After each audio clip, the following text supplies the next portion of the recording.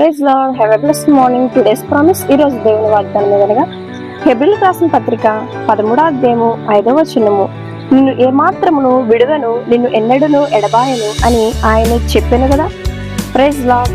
దేవుడి పరిశుద్ధులను దీవించి ఆశ్రయించాక దేవుడు ఈ రోజు నీతో ఏం మాట్లాడుతున్నాడంటే వాగ్దానం ద్వారా ఏంటంటే నిన్ను ఎంత మాత్రము విడువని ఎడబాయనట్లేదు.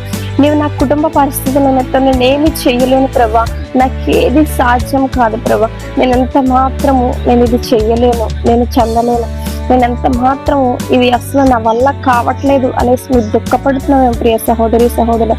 ఈ రోజు నాడు దేవుడు ప్రత్యక్షంగా నీతో మాట్లాడుతున్నాడు. నేను ఇడువను ఎడబాయను అంటున్నాడు ప్రియ సహోదరి సహోదరుడు. ఇదిగో నీతోనే ప్రత్యక్షంగా మాట్లాడుతున్నాడు ప్రియ సహోదరి సహోదరులు. నిన్నెంత మాత్రం విడువడంట, ఎడబాయడంట. నీ కుటుంబ పరిస్థితుల నిమిత్తం నువ్వు సతమతం అవ్వచ్చు.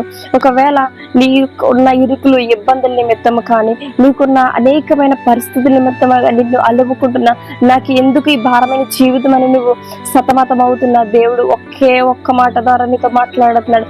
నువ్వెన్ని సమస్యల్లో ఉన్నా, నువ్వెంత కష్టంలో ఉన్నా, ఎటువంటి క్లిష్టమైన పరిస్థితిలో ఉన్నా అక్కడ నిన్ను ఎంత మాత్రము విడువను ఎడబాయనని దేవుడు ప్రత్యక్షంగా మాట్లాడుతున్నాడు ప్రియ సహోదరి సహోదరు.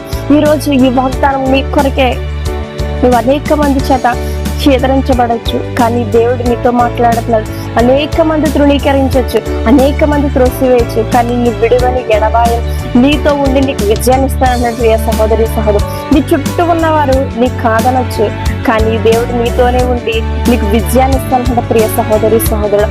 దేవుడి ప్రత్యక్షంగా ఈ వాక్య ద్వారా నీ ద్వారానే మాట్లాడుతున్నాడు ప్రియ సహోదరు, నీ కోసమే మాట్లాడుతున్నాడు ప్రియ సహోదరి సహోదరు.